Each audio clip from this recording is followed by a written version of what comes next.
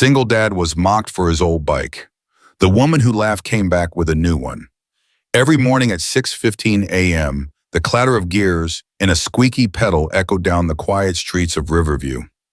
Jared, a single father in his early 30s, rode an old bicycle that had seen better decades.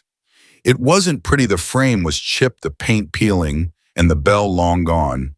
But it worked. Sort of. His daughter Ellie sat on the small child seat he had added himself. She always sang songs during the ride, her little voice cutting through the cool morning air. "Daddy, are we flying yet?" she laughed as he pumped harder up the hill toward her school. Almost, Jared grinned through the effort. "You better hold on tight. They weren't rich." Jared worked nights as a cleaner at a local office building, and mornings he freelanced fixing appliances. Money was tight, but Ellie never noticed. Not when her dad made her feel like the luckiest girl in the world. Chapter 2, The Laughter. It happened on a Wednesday, the kind of overcast day where time felt a little slower and the world just a little heavier. Jared had just finished locking his bike outside the grocery store, the familiar click of the old padlock echoing faintly in the quiet lot.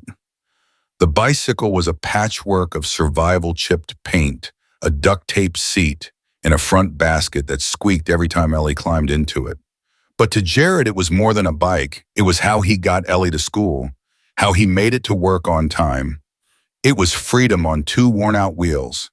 Ellie, bright-eyed and clutching her little toy giraffe, tugged at his hand. "Can we get apples today, Daddy?"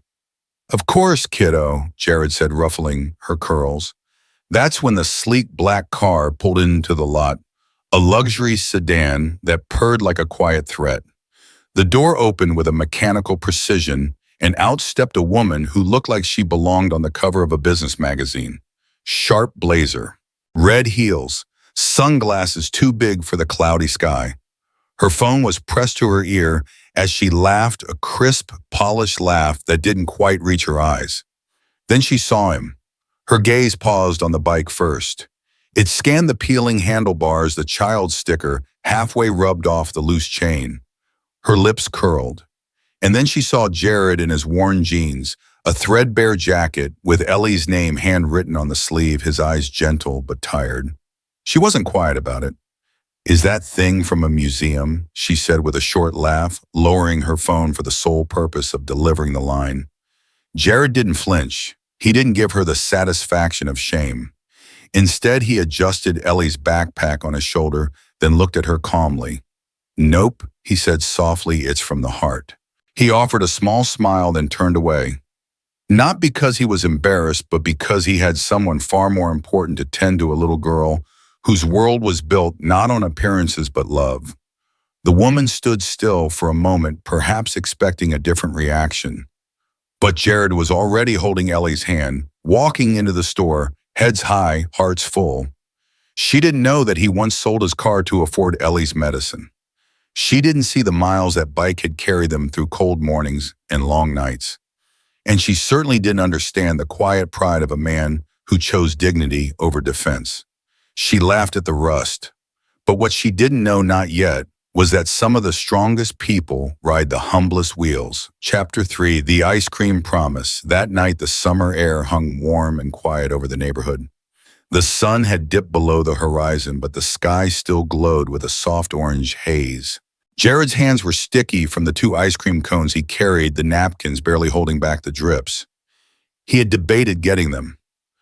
Ice cream wasn't in the budget, not really, but after the day they'd had, after the laughter and the look from that woman, something inside him had needed this, needed something sweet to end the day on a different note.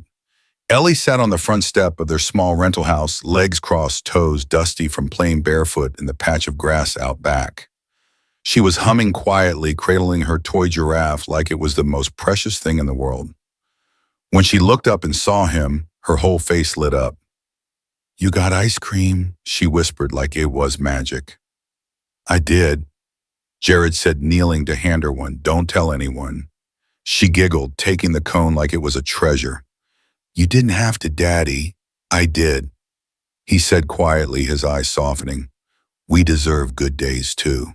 They sat in silence for a while, just the 2 of them on the step, the night slow and forgiving. Ellie swung her legs as she licked her cone, her hair curling in the humidity. Jared watched her carefully, committing the moment to memory. He wanted to remember her like this, joyful, free, unburdened by the weight he carried. But as she laughed and made her giraffe taste the ice cream, a hollow ache grew in his chest. It wasn't the woman's laughter that stung. He'd heard that kind of sound before, dismissive, amused, at someone else's expense.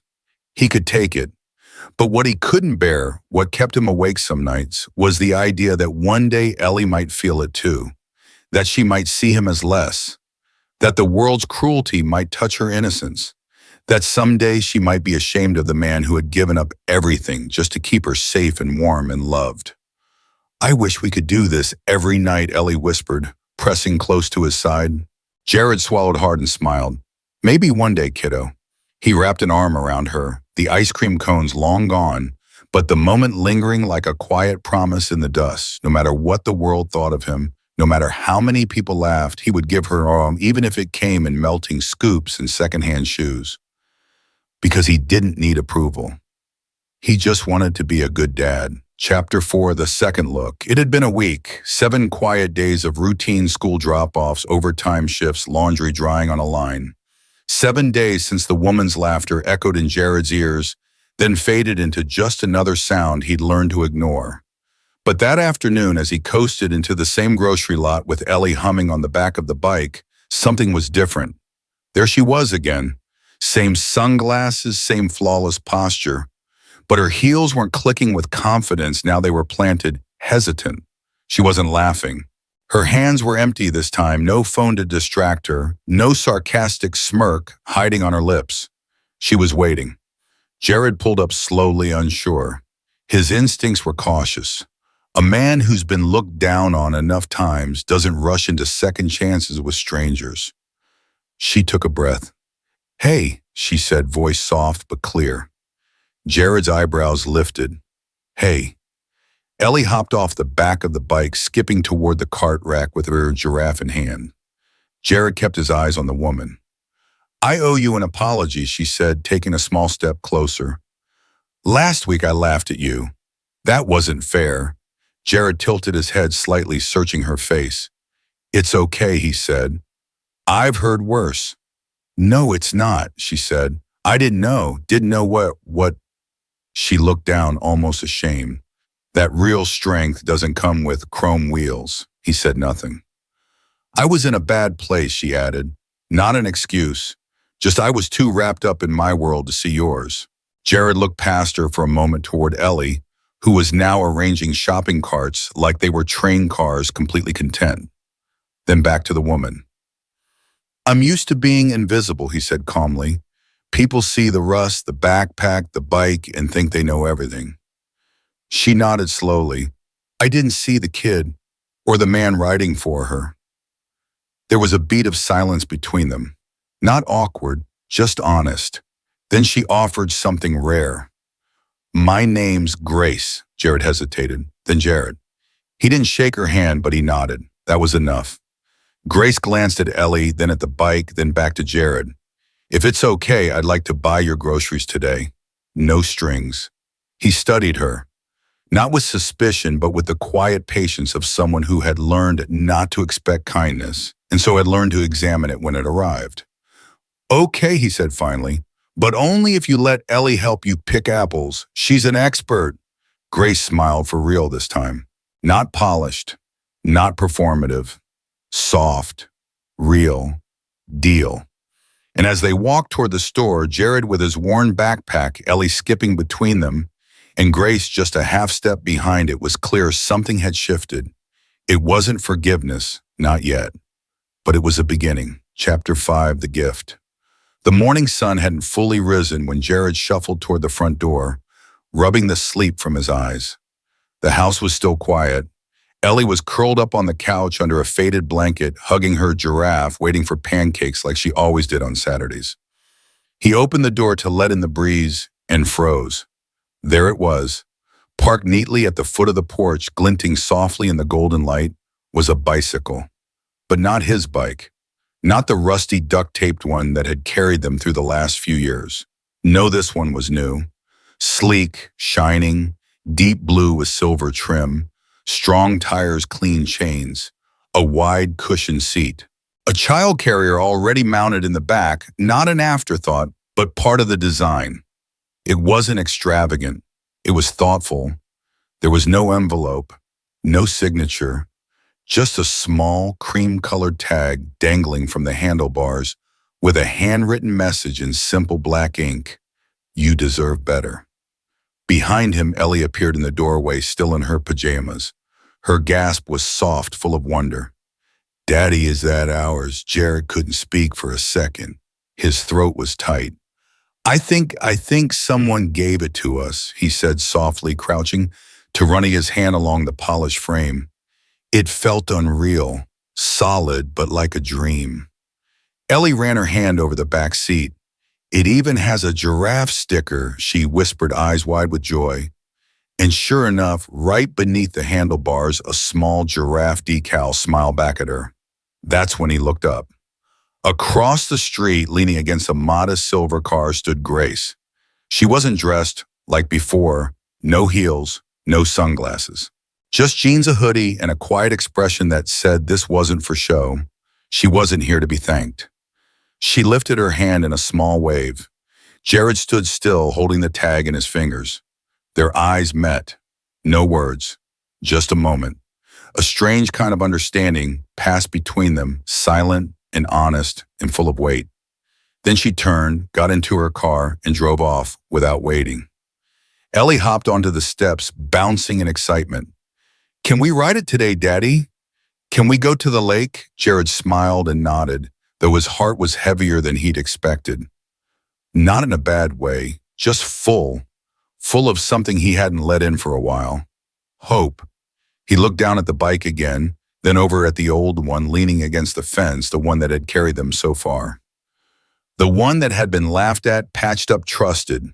He thought they'd ride it forever. But maybe, just maybe, this was the start of something else. Not charity, not pity, but kindness. And for the first time in a long while, Jared didn't feel like less. He just felt seen. Chapter 6. Her name was Grace. He hadn't seen her since the morning the bike appeared. In the quiet evenings after work, Jared often found himself wondering whether it had really happened. Not the gift that was real as Ellie's laughter when they sped downhill toward the park, or the way the new tires gripped the road even in light rain, but the moment between them, her wave, the look in her eyes. Somehow that part felt less tangible, like maybe it had belonged to another world. Until Thursday. The sun was low, casting long shadows across the pavement outside the school. Jared stood by the gate, Ellie's backpack slung over his shoulder, waiting while she finished her game of hopscotch. That's when he heard the purr of a familiar engine. The sleek black car pulled up to the curb, the same one from the grocery lot, the same one from the morning of the bike. The passenger side window rolled down slowly, and there she was. No sunglasses this time, no high heels, just Grace. "I'm Grace," she said, simply, her voice steady but unsure, like someone extending a hand into the unknown. Jared shifted Ellie's bag on his shoulder.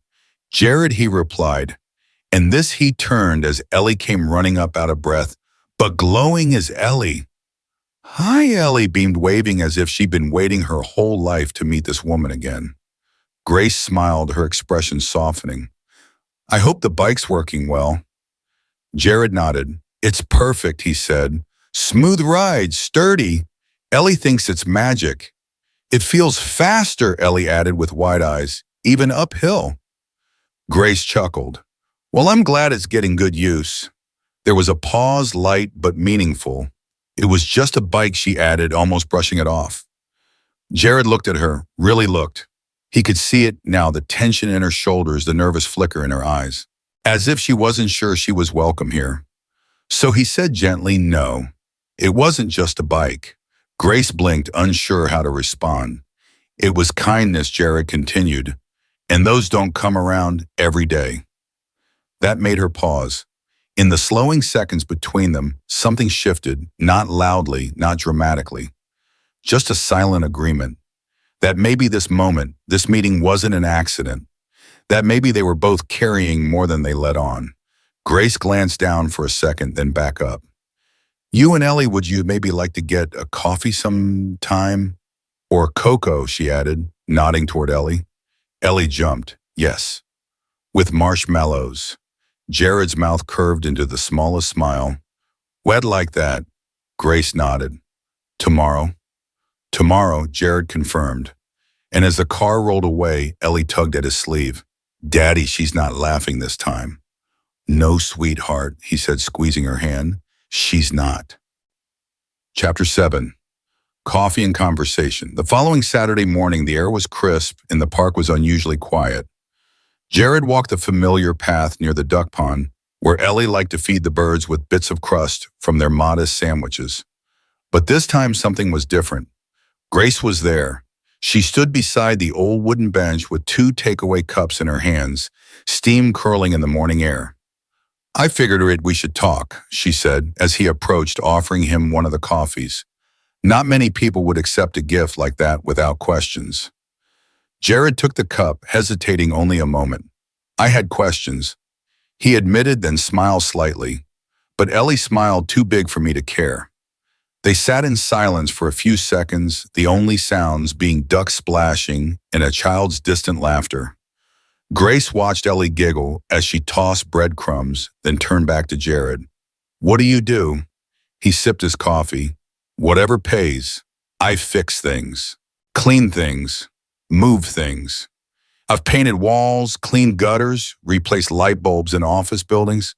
Nothing glamorous. You didn't mention yourself. Grace noted. You said Ellie comes first. She does. Jared replied without hesitation. Always. Grace looked at him a long moment. You're not what I expected. Jared gave a half smile, eyes on the water. I get that a lot. She laughed a soft, genuine laugh and looked down at her coffee. You surprised me, Jared, he shrugged. I don't mean to. Maybe that's the best kind of surprise. Chapter 8, the dinner table. A week later, Grace invited them to dinner. Jared hesitated. He didn't own nice clothes. He didn't know which fork to use. But Ellie was too excited to say no. Her home was beautiful glass walls, tall ceilings, everything sleek and white. Jared felt out of place the moment he stepped inside. But Grace didn't treat him like he didn't belong. She treated him like a guest. As Ellie chattered about her favorite cartoons, Jared finally relaxed. This feels strange, he admitted. Why I'm not used to people like you being kind to people like me. Grace looked at him. Maybe people like me need people like you more than we know. Chapter 9, a different kind of wealth. In the weeks that followed, Grace became a quiet part of their days. She'd show up at the park with extra sandwiches or a small bag of bakery cookies just in case Ellie was hungry. Sometimes she'd invite Jared for coffee and insist it wasn't charity, just company. And other times she'd say nothing at all, just walk beside them, her shoes crunching on gravel, letting the silence settle comfortably between them. Jared learned more than he expected. Grace didn't just live in the city, she owned parts of it. Her family had built a real estate empire, and she'd stepped into the CEO role far younger than most. Boardrooms, quarterly reports, investor dinners, those were her normal. But she admitted it never felt like hers. I walk into rooms, she said one afternoon, sitting across from Jared on a bench, while Ellie played with a puppy in the grass, and I can tell within 5 seconds if someone sees me or just what I represent. Jared looked over, quiet for a moment. And what do I represent? She chuckled softly. Someone who doesn't care who I am. And that's the most freeing thing I've felt in years. He gave her a sideways look, his voice teasing. So I'm freeing. She smiled. You're grounding. There's a difference. That day, she finally told him the truth behind the moment they met, the smirk, the laugh, the black car. I wasn't laughing at your bike, she said. Well, maybe I was, but only because I was angry. My board had been pushing me to sell a building. One I loved, one that meant something. I was trying not to lose my temper. And then there you were riding up like some exhausted, heroic dad from a 90s movie. You were happy, despite everything. That did something to me. Jared shrugged the edges of his lips, tugging into a modest smile. Happiness isn't what you have. It's who you share it with. Grace looked away, blinking too quickly. He didn't push. Some silences are meant to stay sacred. Chapter 10, The Broken Chain. One evening, Jared found Ellie sulking. "What's wrong?" he asked. "Kids at school laughed at our old pictures, the ones with the rusted bike." Jared sighed. "That bike took you to school. It helped me feed us. It was a good bike, but they said it was ugly." Just then the doorbell rang. Grace stood there holding something wrapped in cloth. Inside was the old bike, clean, painted, and restored. "I found it at the repair shop. Thought you might want to keep it as a reminder." Jared looked at her, moved. Ellie beamed. "Now it's beautiful," she whispered. "It always was," Jared said. Chapter 11, The Broken Chain. The morning started like most. Jared checked the weather-packed Ellie's small lunch and did a quick once-over of his old bike. But something was off. The chain had begun to slip. He tightened it as best he could, but halfway to school it came loose with a metallic snap. Ellie nearly toppled off the back seat. "You okay?" he asked, panicked. "I'm fine," she said, brushing dust off her knees. "But the bike isn't." They walked the rest of the way, arriving late and breathless. Jared stayed behind to fix the chain again. Grease coated his hands and sweat collected at the base of his neck. For a moment, frustration won. Then he heard a voice. "Need help?" Grace stood a few feet away, wearing jeans and sneakers, no driver in sight. She held out a bottle of water. Jared blinked. "You're walking?" "Not always a fan of back seats," she replied, sitting beside him. "And I wanted to see how bad that chain really is." He laughed. "It's on its last life." She watched him work, focus his care for the tiny bolts that kept his daughter's world moving. "He deserves better," she said quietly, then scraped hands in late mornings. "So does she," he said, nodding toward the schoolyard. Grace didn't say more. But that night, something shifted in her. Chapter 12. A box on the porch. The next morning, Jared opened the door and froze. On a small porch stood a large box wrapped in simple brown paper with a handwritten note tucked under the ribbon. "To Ellie and her super dad, keep riding." Inside was a brand new cargo bike, modern, sturdy, safe. It had a child's seat that looked like it belonged in a magazine, and a front basket already lined with a small bouquet of wildflowers. Ellie squealed when she saw it. "Daddy, look, look!" Jared said nothing at first, just stared at the handlebars. Then he saw the tag, discreet, stitched into the seat, Vera Foundation. Grace's name. He stared at the note again, then smiled despite himself. "Okay," he said, lifting Ellie up. "Let's go make this bike earn its name." Chapter 13. More Than a Ride. The bike changed their mornings. People who once chuckled at the squeaky wheels now waved. Ellie felt taller in her new seat. Jared moved faster and quieter, his body no longer battling rust and age with each pedal. At the grocery store, the clerk smiled differently. "Nice ride, Jared." Even at the school gate, the other parents noticed. But it wasn't the bike that made the difference. It was how Jared sat taller, how Ellie giggled more. One afternoon, Grace joined them for a ride to the park. "I haven't been on a bike in years," she admitted, wobbling awkwardly. Ellie helped her adjust the seat. "We can teach you." And so the CEO, the single dad, and the little girl rode loops in the grass, laughter spilling into the sky. For a moment, Grace wasn't the owner. Jared wasn't the struggling father. They were just people, connected by kindness and petals. Chapter 14, Old Wounds. Honest Words. Later that week, Grace invited Jared for coffee, just the two of them. They sat at a small cafe near the community library. She looked nervous, fingers wrapped tightly around her cup. "There's something I haven't told you," she began. "That day I laughed. It wasn't just stress." Jared looked up, quiet. "I used to come here as a kid," she continued. "My dad would bring me before his meetings. One day he was in such a rush, he forgot to pick me up. I waited outside until sunset. No one noticed. Not the barista, not even the driver parked around the corner." She swallowed hard. That's the day I learned money doesn't make you visible. Jared sat back, understanding dawning in his eyes. So when I saw you with Ellie, you were what I never had, that kind of devotion. I laughed because I didn't know what else to feel. Jared leaned forward. Grace, I never needed a new bike.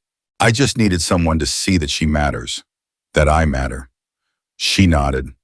You do. You always did. Chapter 15, a new road. A few weeks later, Jared walked into the rec center where he sometimes worked odd jobs. The manager pulled him aside. New community initiative, sponsored by Vera. They want someone local to coordinate the neighborhood bike program. Fixing, teaching, mentoring kids. Jared stared. That's me. The manager grinned. She said you'd say that. Jared took the clipboard with trembling hands. What about background checks, experience? She said you've got all the qualifications that count. That afternoon, Jared rode home with Ellie's sun-shining breeze light. They passed Grace's office tower, and she was waiting outside, helmet in hand, grinning. Thought you might need a riding partner, she said. Jared looked at Ellie. She nodded eagerly. And so they rode, not toward riches, not toward headlines, but towards something quieter and just as powerful, a life shared, one pedal at a time. Chapter 16, a flat tire and a favor. One chilly morning, Jared's new cargo bike finally hit a bump. It couldn't dodge a nail in the rear tire. Ellie pouted as they stood on the roadside. Guess we're walking today, Jared said with a shrug. But just as they turned, Grace's sleek silver SUV pulled up. She lowered the window and smirked, helmet in hand. Need a rescue, Jared chuckled. Ellie's gonna love this. I meant you, she said with a wink. They loaded the bike into the back, and Ellie sat in front, full of stories to tell. As Grace drove them to school, Ellie leaned forward and whispered, Are you going to be our new mommy? The car went silent. Grace's eyes darted to the mirror, meeting Jared's stunned gaze. But Ellie just smiled, unaware the storm shed stirred. Chapter 17, what the neighbors noticed. Word spread faster than Jared expected.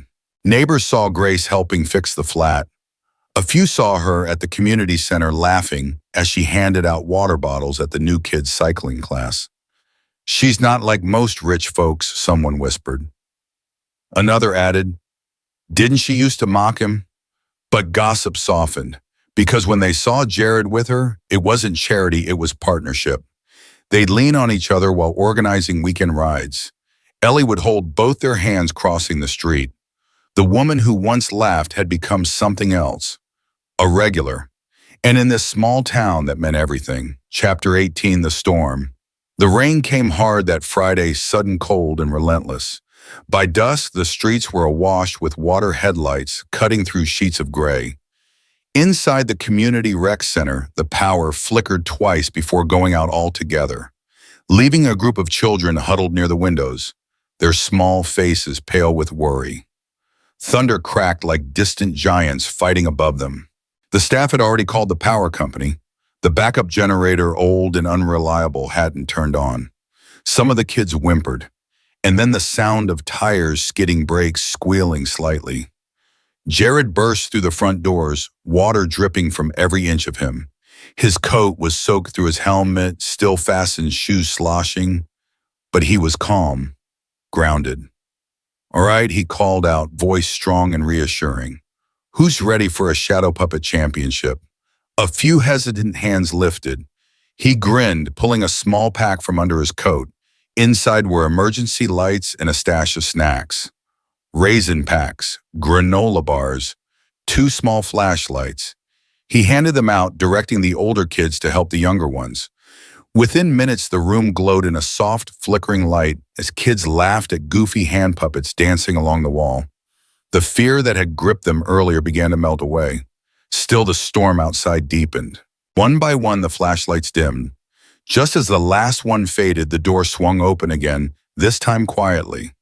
Grace stood in the doorway, her silhouette backlit by lightning, her coat flapping gently. In each hand, she held a glowing lantern. A thermal bag was slung over her shoulder. Without a word, she stepped inside. Blankets, cocoa, dry socks, lanterns. She laid them out like someone who had done this before, maybe not here, but somewhere. Someone who understood what it meant to bring light when it mattered most. "You always know when we need you," Jared said softly as the kids crowded around the warmth. Grace glanced up at him, rain still dripping from the ends of her hair. Her eyes shimmered in the lamplight. "So do you," she replied. Later that night, after the kids had been picked up by grateful parents, and the center was quiet again, Jared walked her to her car. The storm had lessened to a gentle drizzle, the sky bruised with leftover thunder. "You didn't have to come," he said, his voice low, sincere. She looked at him, then really looked, as if she saw every storm he'd weathered, every sacrifice, every time he'd shown up, not just soaked in rain, but soaked in love. "I think I did," she whispered. And under the street light, with water glistening on the pavement and a softness between them neither had dared name yet, Jared knew something had changed. They weren't just two people from different worlds anymore. They were becoming each other's shelter. Chapter 90, the ride that changed everything. Spring had come like a promise fulfilled. After months of cold mornings and long evenings, the sun returned, warming the cracked sidewalks and coaxing daffodils from the ground. But more than that, something had changed in the air, something invisible yet unmistakable. People were waving more, staying a little longer in conversations, laughing easier. And at the heart of it all was a simple event, the town's first ever community bike rally. It was Grace's idea, dreamed up over coffee one morning in the rec center kitchen. Jared had brought it to life, organizing volunteers, gathering donated bikes, repairing old ones, with Ellie perched nearby, handing him tools like a tiny mechanic. Word had spread quickly. Flyers went up in shop windows. Families showed up with bikes that hadn't seen daylight in years. A mechanic in town offered to help fix chains. Someone even donated helmets, mismatched but functional. On the morning of the rally, the parking lot outside the rec center looked like a festival. Bright streamers danced in the breeze. A makeshift archway of balloons marked the starting line. Children zigzagged nervously around cones, their parents watching with pride and mild terror. Jared stood near the front, his bike gleaming with a fresh coat of paint Ellie had insisted on, bright blue, like the sky. She was bouncing beside him, wearing her helmet and a shirt that read, "Pedal like you mean it." "You ready, champ?" he asked her. She gave him 2 thumbs up, then took off in a circle around him. Grace stepped up, her own bike sleek but modest at her side. She wore jeans and a soft cotton shirt, her hair pulled back, a smile that had grown easier over the weeks. "This turned out better than I imagined," she said, looking around at the crowd. "That's what happens," Jared replied. "When people believe in each other." She turned to him. "You changed how I see this place, how I see people." He met her gaze. "You let me." There was a pause, a breath really. One of those quiet seconds where something deeper hovered between them, soft and unspoken. Then Grace reached into her jacket pocket. "I've got one more change I'd like to make," she said. She handed him a folded card. It wasn't hers. Jared opened it slowly. Jared Whitmore, Community Outreach Director, Vera Foundation. He blinked. "Is this?" "You've already been doing the job," she said gently. "I just made it official." He looked down at the card again, then back at her. "I don't have a degree," he said. "You have something better. You show up. You fix what's broken. You believe in people before they believe in themselves." Ellie had wandered back just in time to hear the last part. "Is Daddy getting a new job?" Grace knelt down, smiling. "Yes, he is. One that lets him help even more people." Ellie squealed and jumped into Jared's arms. And as the bell rang and the rally kicked off, Jared took his place at the fronton, that once rusty bike now shining. On one side was Ellie wobbling with joy. On the other, Grace steady and proud. They pedaled forward, 3 hearts in motion. And behind them, dozens of others followed, not just on bikes, but in spirit. That morning, the town didn't just ride together. They moved forward. Together. Chapter 20, the ride home. Evening settled gently over the town, painting the sky in streaks of gold and lavender. The last balloon had popped. The last folding table had been packed away. Laughter still echoed faintly from the community center, but the day's energy had softened into something quieter, something warm and full. Jared walked out side by side with Ellie and Grace, their footsteps easy on the gravel path. Ellie held tight to Jared's calloused fingers with one hand, the other gripping Grace's. Her helmet swung from her elbow like a badge of honor. Grace had removed her heels long ago, walking barefoot through the grass after hours on her feet. They reached the fork and the road-worn path led back to Jared and Ellie's modest home. The other toward Grace's waiting car at the curb. She hesitated, her steps slowing. Ellie looked up at her with the unfiltered honesty only children have. "Do you want to come over? Daddy makes the best grilled cheese." "Like ever." Grace turned toward Jared, unsure if she was overstepping, but Jared just smiled, genuine quiet, no performance in it. "We've got an extra plate." She stood there a moment longer. The choice wasn't about grilled cheese. It never had been. Then without a word, Grace looped her arm through Jared's and gave a small, steady nod. "I think it's time I stopped watching from the sidelines," she said. No one clapped. No cameras clicked. There were no press releases, no headlines, just a little girl skipping ahead, a father walking with his heart fuller than it had been in years, and a woman who once laughed at an old bike but came back not with guilt but with presence, with humility, with love. She didn't just bring a new bike. She brought something bigger, a second chance for all three of them. And as they walked home together under the falling dusk, three shadows stretched across the pavement in quiet harmony, one old, one young, one new, and none of them alone anymore. Months later, Jared's old bike, once rusted and worn, now clean, polished, and mounted, stood proudly on display in the community center lobby. Beneath it, a small brass plaque read, "Every journey begins with a single pedal." The bike wasn't just a symbol of motion. It was a symbol of persistence, dignity, and the quiet strength that never asked for attention but earned it anyway. On the day the new youth mentorship wing opened, a project born from shared dreams and long nights, Grace stood beside Jared and Ellie as they cut the ribbon together. Cameras clicked, children clapped, and the community cheered, but the most important moment passed quietly, a look between three people who had once been strangers and now stood as something more. Grace was no longer the woman who once laughed. She was family now, and every evening as the three of them rode home, three helmets, three voices in the wind, one steady rhythm, Jared knew he hadn't just gained a new bike. He'd found something far more enduring: respect, companionship, and a love that had waited patiently at the edge of an ordinary day.